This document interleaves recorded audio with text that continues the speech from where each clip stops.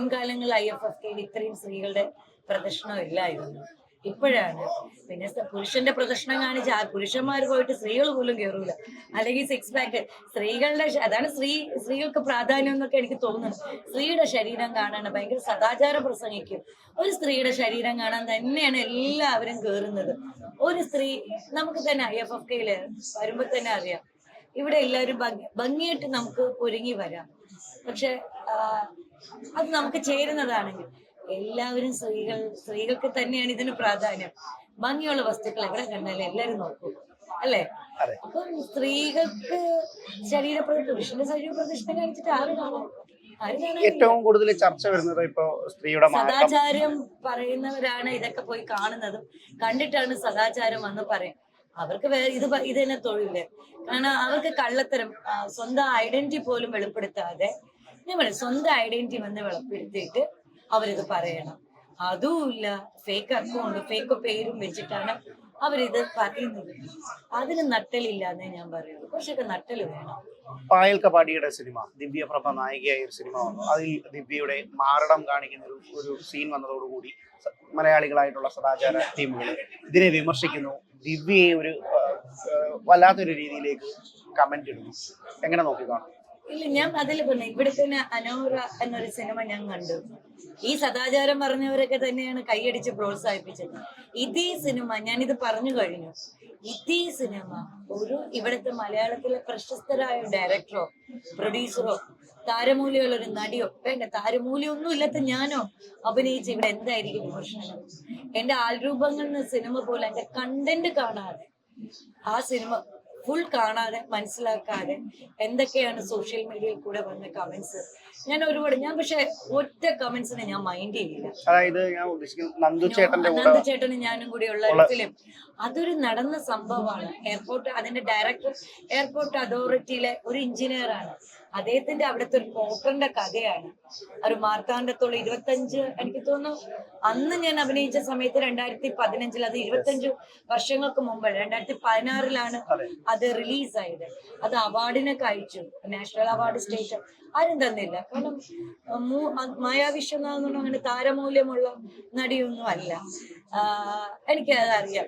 പക്ഷെ എനിക്ക് ഏറ്റവും സങ്കടം എനിക്കല്ല, നന്ദുചേട്ടൻ അതെടുത്ത് റിസ്ക് എന്ന് പറഞ്ഞാൽ ആ പുഴു വരുന്നില്ലേ, ആ പുഴു ഇതൊന്നും പലർക്കും അറിയില്ല.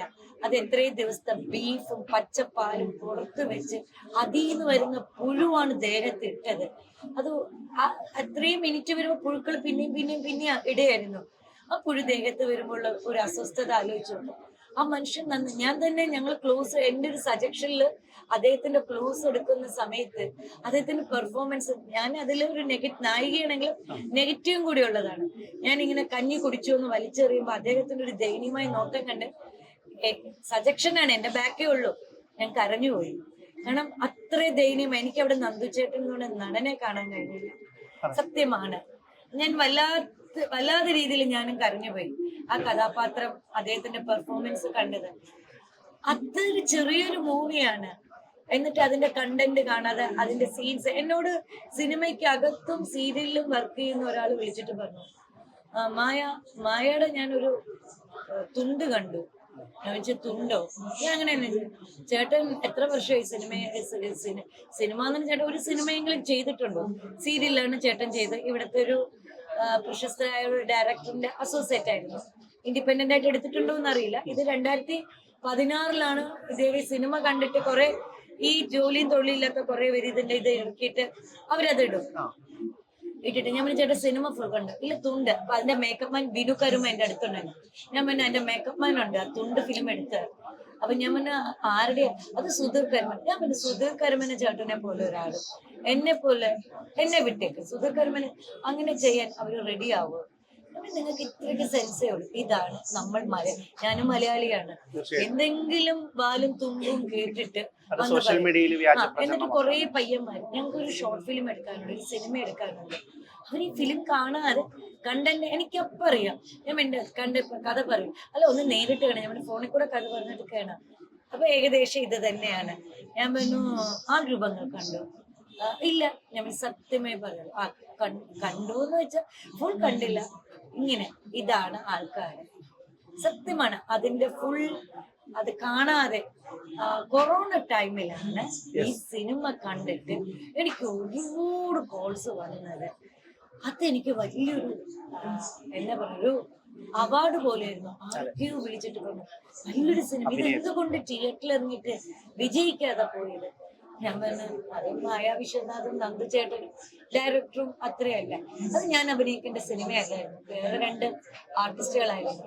അപ്പൊ നന്ദു ചേട്ടന്റെ നായികയായിട്ട് അവര് വരില്ല, പുതിയ ഡയറക്ടറിന്റെ നായികയായിട്ട് വരില്ല എന്ന് പറഞ്ഞപ്പോ നന്ദു ചേട്ടൻ 3-4 നടികളുടെ പേര് പറഞ്ഞ കൂട്ടത്തിൽ എന്റെ പേര് പറഞ്ഞു.